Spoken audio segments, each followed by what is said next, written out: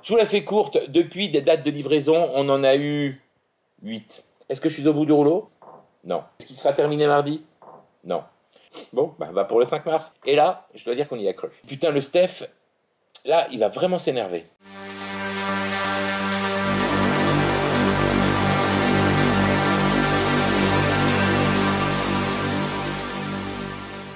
Bonjour, nous sommes Sophie et Stéphane. Nous parcourons l'Europe et bientôt le monde à bord d'un petit van aménagé à la recherche des plus beaux spots pour y poser notre matériel et mixer la musique que nous aimons. On vous emmène avec nous régulièrement pour vous faire vivre nos aventures. C'est parti! Bonjour à tous, nous sommes le 3 avril 2022, alors je reprends depuis le début. Nous sommes un couple, on ne travaille pas, on est totalement libre. En temps normal, on voyage pour faire de la musique, du surf, des photos, des vidéos de charme un peu partout. La musique nous rapporte que dalle, c'est que pour le plaisir.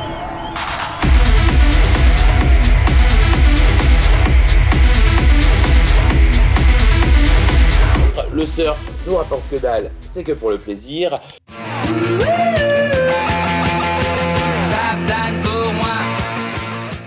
Le charme nous rapporte, mais ça change rien, c'est que pour le plaisir. Petite salope, raconte-moi. Notre manière de faire, elle est simple. On monte plein de projets, on se jette à corps perdu dans tout ce qu'on aime, avec pour seule ligne directrice le plaisir et l'harmonie de notre couple. Ensuite, on lâche les filets et on voit ce qui se prend dedans. On ne pense jamais business au premier chef, mais au moindre signe qui nous fait penser qu'il y a de l'argent à gagner, on essaye de rentabiliser au maximum en prenant garde de ne jamais subir. Si gagner de l'argent nous demande un effort, on laisse tomber. Attention, j'ai dit effort, j'ai pas dit travail. Le travail, on en fournit énormément. Et pourtant, j'ai commencé par dire qu'on ne travaillait pas. Une contradiction? Non. Un paradoxe plutôt, tu vas comprendre. Donc, oui, du travail, on en fournit, mais sans contrainte. Sinon, comme je l'ai dit, on laisse tomber. D'ailleurs, il y a des trucs qui nous demandent un temps et un travail de dingue et qui nous rapportent que dalle. Tiens, si t'as le temps, regarde cette vidéo, Une journée en enfer, tu vas comprendre. Donc, je parlais de la musique qui nous rapporte que dalle maintenant, mais ça nous a rapporté beaucoup avant et ça nous rapportera beaucoup, peut-être, un jour. Comme le surf d'ailleurs, va savoir, tout est possible dans ce monde de dingue. Et puis d'autres choses nous prennent moins de temps et demandent moins de travail et nous rapportent plus, comme le charme. Ça nous a rapporté beaucoup l'an dernier, en ce moment un peu moins, c'est la vie, c'est l'argent. Ça va, ça vient. Mais comme disait l'autre, quand ça vient, ça va. L'argent, on fera une vidéo dessus une fois. Donc, après quelques années de voyage dans notre petite Django, on a voulu s'ouvrir à de nouveaux horizons et élargir notre champ d'action. En mai 2020, nous avons commandé un fourgon Mercedes Sprinter 4x4 que nous souhaitions faire aménager chez Aircam à Chambéry. L'aménageur qui nous avait fait 8 ans plus tôt notre petite Django, à peu près comme nous le voulions. Faut dire qu'on n'y connaissait pas grand-chose, on savait surtout ce qu'on voulait pas. Donc, concernant le Sprinter, on prévoyait du temps pour l'aménagement avec comme objectif de partir avec fin mars 2021. Attention aux dates, il va falloir suivre. Nous sommes en juillet 2020. Le Sprinter part de Düsseldorf pour être livré chez notre concessionnaire et puis il passe sous un pont, pulvérisé. On en recommande un, on change quelques options et en particulier, on fait le choix de 2 portes latérales. Je pense, pour nous, c'est l'idée du siècle. Celle qui change tout, mais nous y reviendrons. À ce moment-là, on comprend qu'on va avoir moins de temps pour l'aménagement, la livraison du nouveau étant prévue début février.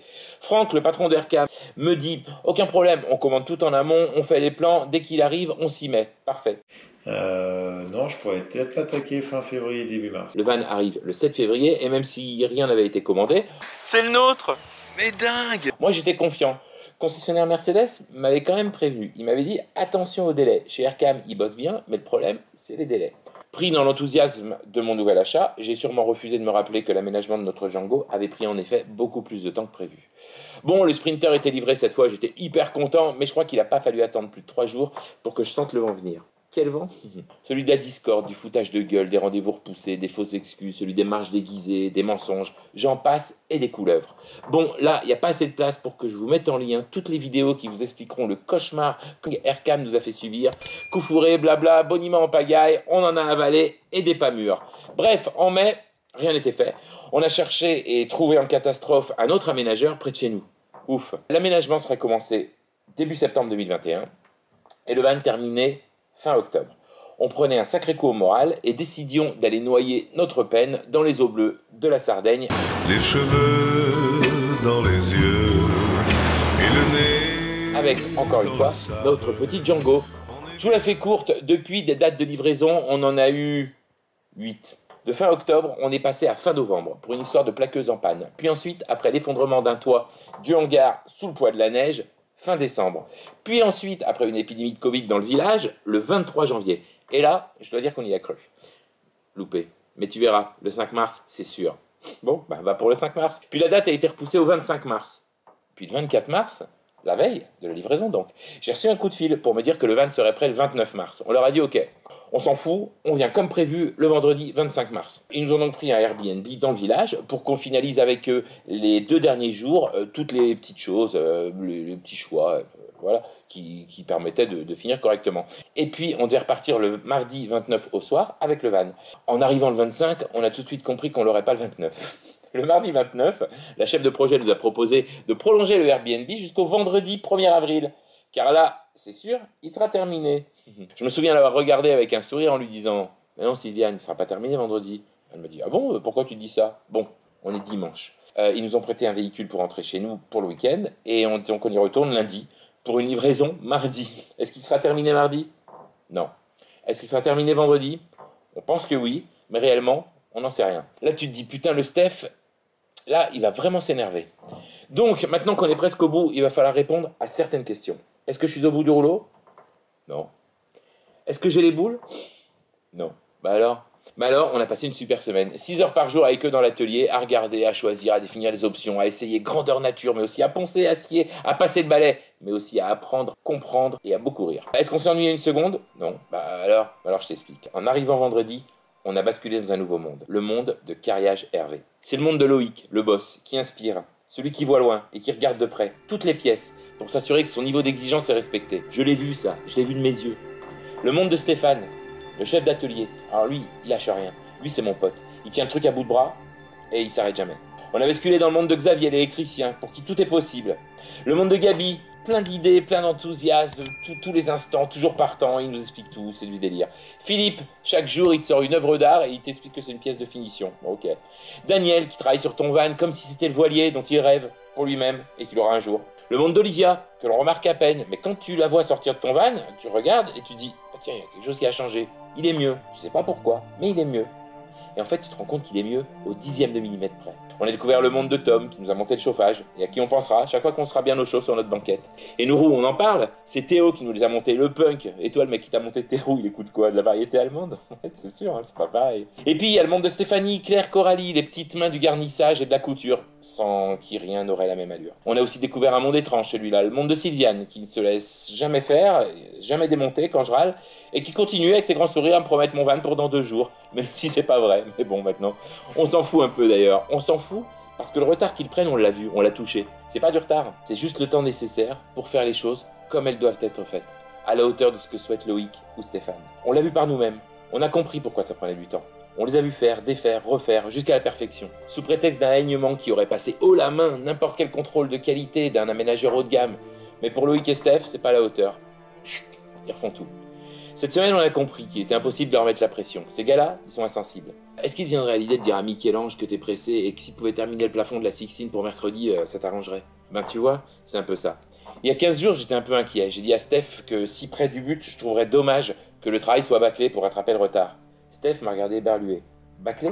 J'ai compris qu'il savait pas ce que je voulais dire. Bah quoi? Je me suis rendu compte cette semaine à quel point j'avais dû lui faire du mal et du seul fait d'avoir pu imaginer qu'il ne donne pas le meilleur de lui-même, je m'en veux. Bah quoi? La situation est simple. Mon devis a été fait par un gars qui fait plus partie de la boîte. Il n'est pas le seul fautif, mais il se trouve que le prix a été largement sous-évalué, parce qu'ils se sont rendus compte au fur et à mesure des travaux qu'on était sur ce qu'ils ont eux-mêmes appelé de l'ultra sur mesure. Le problème, c'est que s'ils avaient correctement devisé les travaux, je pense qu'on aurait décliné, parce que ça aurait dépassé notre budget. N'importe qui à leur place maintenant chercherait à se sortir de ce guêpier qui mobilise de la main-d'œuvre et qui leur fera pas gagner d'argent. D'autres projets attendent, je comprends bien qu'il faut avancer et qu'ils font donc terminer mon van. Il n'empêche que mardi soir dernier, Loïc, vers 18h, il fait sa tournée, il regarde un peu tout ce qui se passe. Bon, il passe plusieurs fois dans la journée, mais vers 18h, tu sens qu'il regarde. Il a demandé à ce que soient refaites toutes les portes arrondies des meubles hauts de notre van. Donc ça représente 6 portes sur environ 4,20 m linéaires. Elles venaient d'être posées. Mais selon lui, le galbe, le plaquage stratifié à lui n'était pas parfait. Des heures et des heures de travail envolées en quelques secondes. On fait pas ça chez Carriage, tout est dit. Tu veux savoir où il est, mon retard? Bien, pour partie, il est dans cette phrase. On fait fait pas ça chez Cariage. Tu veux savoir ce qu'on fait chez Cariage? T'inquiète pas, tu vas le savoir.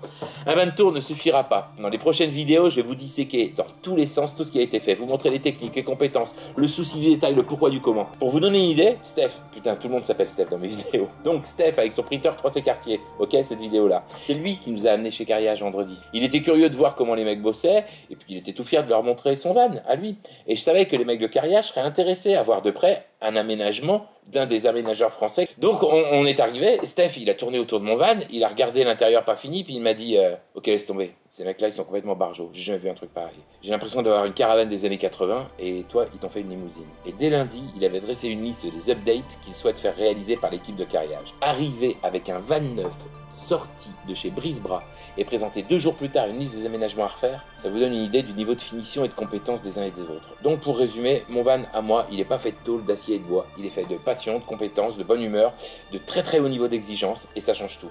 Ça je vous le dis, mais vous aimeriez le voir. Sur Insta, on en a déjà montré pas mal en temps réel. Mais sinon, restez avec nous, abonnez-vous pour découvrir semaine après semaine ce van en profondeur. On va vous le montrer dans toutes les situations, dans tous les sens et bien sûr, il va encore évoluer. L'aventure ne fait que commencer, studio, photo, musique, vidéo. Et accessoirement, vous pourrez même nous y voir chanter quelques chansons. D'ailleurs, en parlant de chansons, Sophie, t'as une idée? Bah viens, on en parle dans le van parce que sinon c'est nous qui allons être en retard. Ok. Et dis donc, t'as vu Stéphanie au garnissage chez Cariage? Il semblerait qu'elle soit fan de Sinatra. Mais ouais, elle est venue me voir. Elle me dit c'est toi qui chantes Sinatra. Alors je lui dis bah ouais, mais j'ai pas su comment elle a su ça, je sais pas. Écoute, c'est peut-être l'occasion de chanter Something Stupid. Ah ouais, super. Good, bonne idée.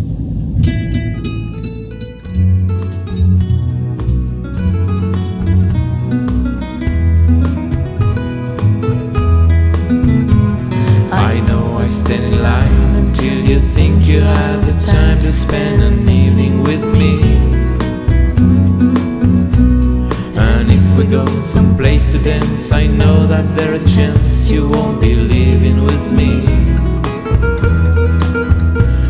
And afterwards we drop into a quiet little place and have a drink or two. And then I go and spot it all by saying something stupid like I love you.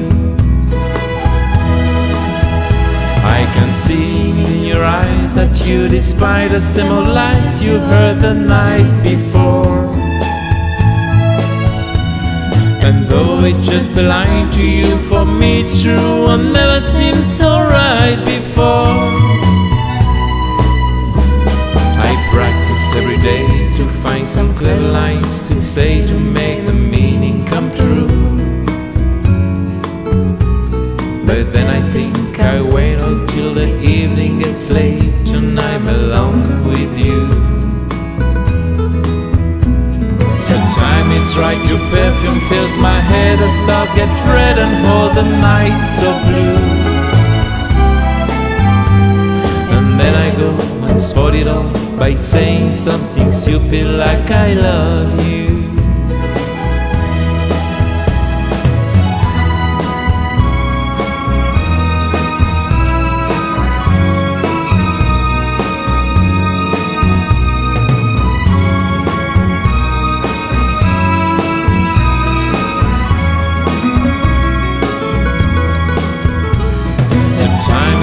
Your perfume fills my head, the stars get red and hold the night so blue. And then I go and spot it all by saying something stupid like I love you.